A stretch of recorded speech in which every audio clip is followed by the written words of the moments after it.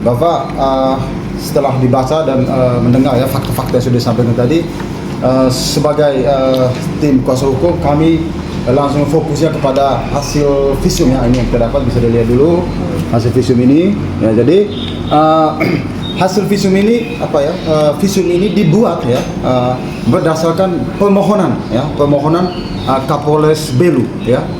Artinya sebagai tim hukum tentunya kami berpendapat ya, bukan berasumsi. Artinya apa yang sudah dilakukan oleh Kapolres ya untuk menangani dalam proses penyelidikan ini, artinya proses permohonan visum ini itu dalam proses penyelidikan yang sudah dilakukan oleh Polres Belu ya melalui Bapak Kapolres. Artinya kami menilai bahwa ini sudah tepat langkahnya ya, karena tadi dengan tegas ya oknum TNI ini ya sudah menangkap pelaku yang diduga masyarakat sipil. Ada tiga pelaku yang menurut oknum TNI ini sebagai terduga pelaku kejahatan ya, atau penabrak gitu. Jadi apa yang dilakukan oleh Kapolres Belu sudah tepat, dia melakukan penyidikan dan mengajukan permohonan visum. Oke, baik. Dan kita perlu berikan apresiasi juga ya, kepada jadi kita, Kapolres. Terima kasih karena tindakannya yang profesional dan cepat, sigap juga dalam mengatasi masalah ini ya. Ya. Oke, saya lanjutkan. Jadi sekali lagi tadi sudah tepat apa yang dilakukan oleh Bapak Kapolres, karena sebagai tugas polisi dia yang terduga pelaku adalah masyarakat sipil sudah benar. Namun ya, yang menjadi pertanyaan kita sebagai tim kuasa hukum ya, mengapa kok tiba-tiba kasus ini diambil alih ya oleh institusi TNI kan begitu. Jadi sudah penyelidikan bagus, pengajuan visum, hasilnya sudah tahu ya ada, tapi tiba-tiba kasusnya diambil alih oleh TNI gitu. Baik, yang kedua lagi, yang berikut lagi di tempat kejadian ya, di tempat kejadian tadi sudah jelas bahwa masyarakat mengetahui bahwa ada kejadian, sudah dijelaskan tadi, tidak perlu kita ulangi lagi semua tadi.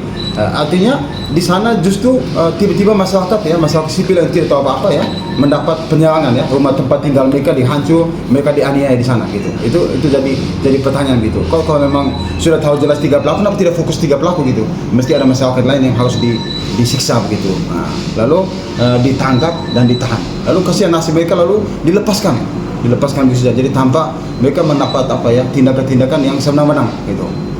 Jadi mesti ada pelindungan hukum terhadap masyarakat tadi, tiga masyarakat sipil tadi yang sudah ditangkap, ditahan dan dianiaya gitu. Jadi oknum-oknum yang melakukan penangkapan ini juga mesti diproses sesuai dengan mekanisme hukum yang berlaku.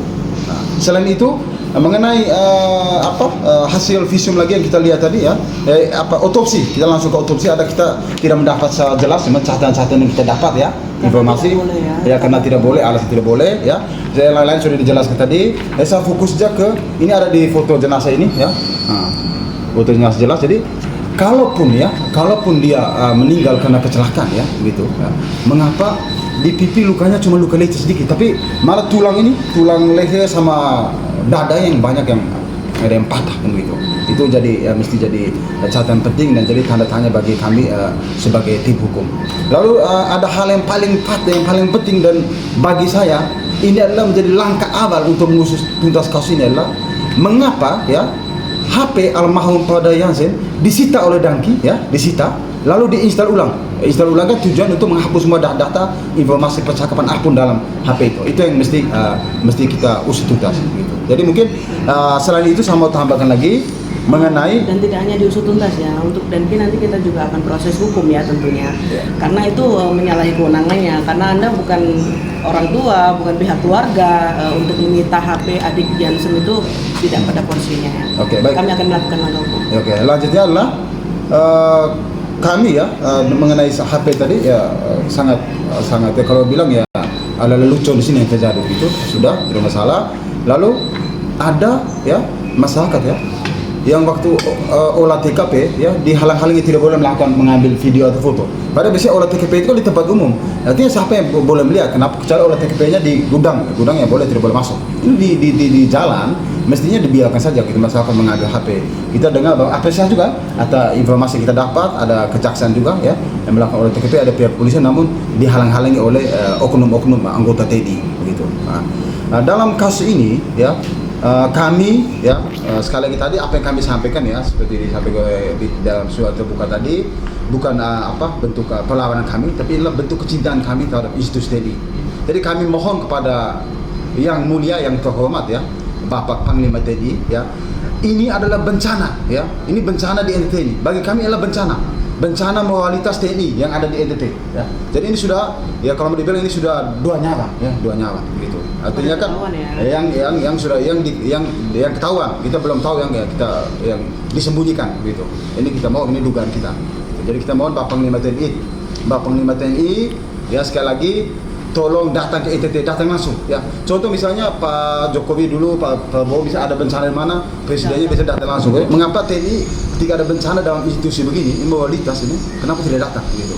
Mestinya saya Bapak bisa mendengar, ya, pernyataan kami, dan Bapak bisa cermati dan datang ke NTT, begitu. Karena ini sangat penting, dan kalau memang institusi TNI itu mau baik ke depannya, gitu. Jangan percaya hanya info lapor di bawah, siap Pomdam, aman, ternyata di belakangnya tidak sesuai Pak, begitu. Nah, kalau mungkin ada, ya saya agak ini, ya, mohon maaf agak sedikit emosi, ya, karena hati terbawa, kita melihat, ya, tangisan keluarga pada Yansen, jadi memang kita sampaikan semuanya seperti itu, gitu. Dan juga mungkin memohon perhatian khusus, ya, untuk Bapak Kasat, jangan tidak mau tahu dong Pak, ayo kita turun, kita duduk bersama, karena sudah terlalu banyak prajurit muda yang sudah mati dengan sia-sia.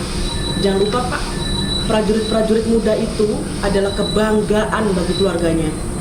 Kasihan, harus berapa prajurit muda lagi yang harus mati konyol seperti ini?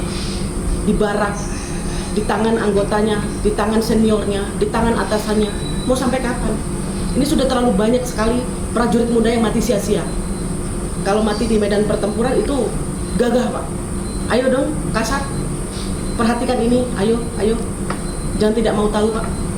Karena sejatinya prajurit muda itu, kalian itu digaji itu dari pajak rakyat, ya. Jadi di sini rakyat banyak menangis Pak. Ayo Jenderal, turun sini. Ayo kita empati lah, ya, berempati bersama-sama. Untuk apa juga ada tindakan-tindakan intimidasi kepada warga, itu mencekam takut semua warga di sana. Dan apa yang kami sampaikan ini berdasarkan fakta dan hasil valid. Bukti kami simpan semua. Jadi kami bisa bertanggung jawab dan membuktikan bahwa apa yang kami sampaikan berdasarkan kejadian sebenarnya. Karena tindakan arogan TNI di lapangan, oknum, ya, itu sudah tidak sangat dibenarkan, ya. Kalian tuh jiwa-jiwa Sabta Marga, 8 wajib prajurit TNI dan sumpah prajurit itu kemana, gitu. Ayolah, jangan merusak TNI yang baik. Oknum-oknum ini sudah merusak marwah institusi TNI yang terhormat. Cukup, hentikan. Karena saya dengar juga informasi semalam ada prajurit muda lagi yang meninggal di Papua. Saya nggak akan diam. Seluruh unsur pimpinan harus bertanggung jawab. Terus untuk apa kalian Jenderal? Duduk di gedung-gedung yang megah itu? Prajurit kalian mati di barak, mati dibunuh seniornya. Terus kalian kemana? Ayo stop, cukup. Ini kejadian yang terakhir. Oke, baik, saya lanjutkan. Jadi ini sebagai penutup, ya. Mungkin bisa dilihat, ya. Ini posisi jenazah, ya, almarhum ini, ya. Ini mesti dilihat, ya, publik. Jadi sekali lagi sebagai tim kuasa hukum kami berkeyakinan, ya, almarhum Prada Yansen meninggal bukan karena kecelakaan, namun dibunuh, ya, dibunuh habis lalu dibuang di jalan lalu diciptakan seolah meninggal meninggal diakibatkan karena kecelakaan lalu lintas. Baik, sekian saja. Salam keadilan. Salam keadilan.